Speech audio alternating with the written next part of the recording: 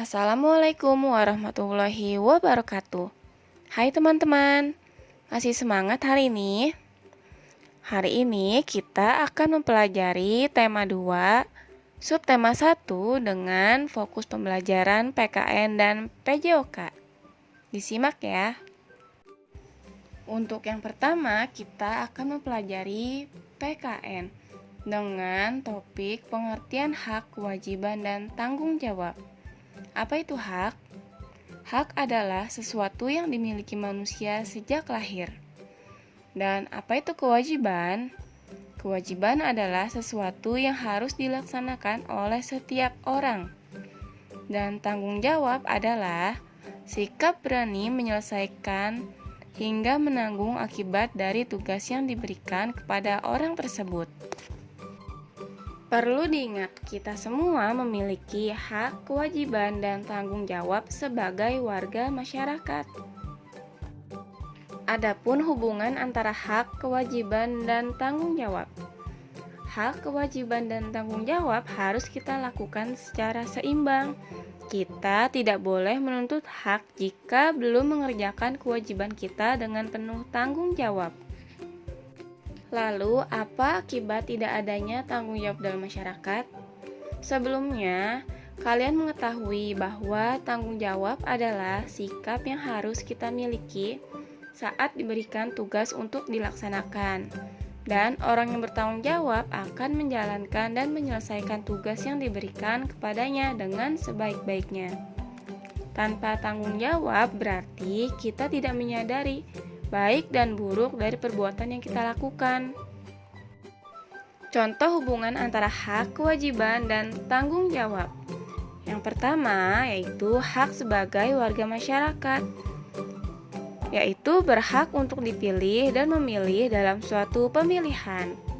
2. Kewajiban sebagai warga masyarakat, berpartisipasi dalam proses persiapan hingga pelaksanaan pemilihan agar berjalan sesuai asas jurdil atau jujur dan adil. 3. Yaitu tanggung jawab sebagai warga masyarakat, menerima dan melaksanakan hasil pemilihan. Tanggung jawab melekat pada diri setiap manusia dimanapun ia berada, termasuk dalam masyarakat. Dan tahukah kamu, orang yang bertanggung jawab dapat dikatakan sebagai orang yang berkarakter. Untuk memahami makna tanggung jawab, maka coba perhatikan jenis-jenis tanggung jawab berikut ini. Yang pertama, tanggung jawab terhadap Tuhan. 2. Tanggung jawab terhadap diri sendiri. 3. Tanggung jawab terhadap keluarga. 4. Tanggung jawab terhadap masyarakat. 5. Tanggung jawab terhadap bangsa dan negara. Tanggung jawab terhadap Tuhan. Setiap umat wajib mempelajari dan melaksanakan nilai kebaikan dari agama yang dianutnya dalam kehidupan bermasyarakat. Pelaksanaan tanggung jawab ini juga membutuhkan rasa toleransi antar umat beragama supaya dapat terwujud dengan baik. Tanggung jawab terhadap diri sendiri, seperti bertanggung jawab atas apa yang sudah kita lakukan, bertanggung jawab membantu orang tua untuk melakukan tugas sehari-hari di rumah, dan bertanggung jawab untuk ilmu dan mengerjakan tugas sekolah dengan baik.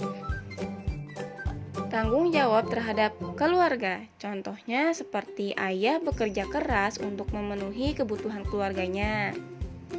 2. Ibu menjaga anaknya ketika masih kecil.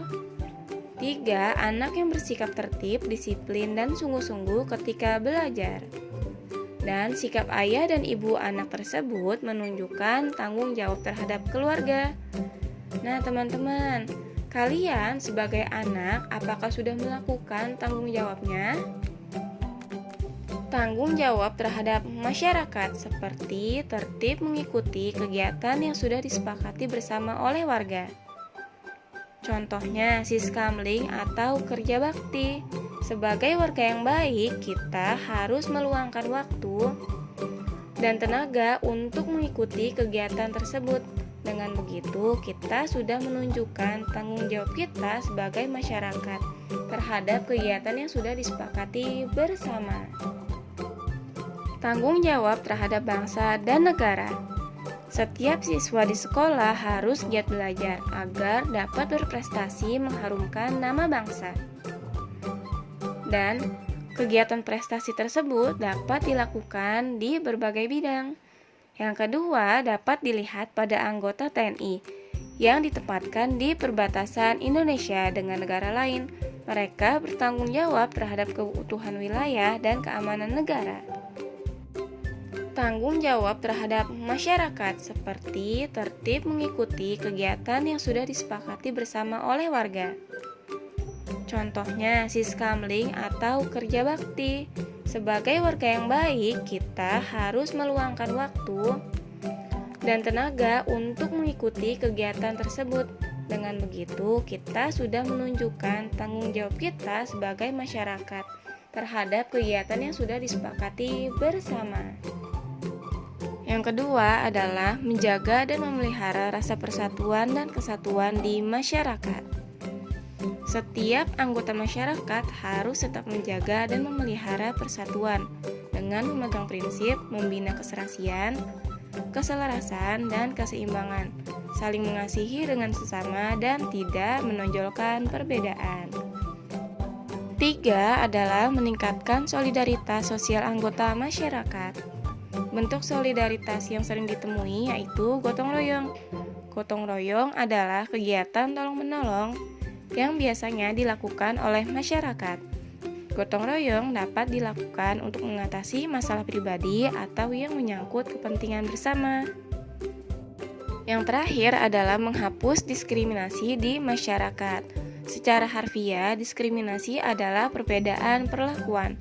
Dan biasanya diskriminasi ini memperlakukan orang atau kelompok secara berbeda berdasarkan karakteristik seperti asal, ras, negara, keyakinan politik atau agama, kebiasaan sosial, jenis kelamin, bahasa, dan usia.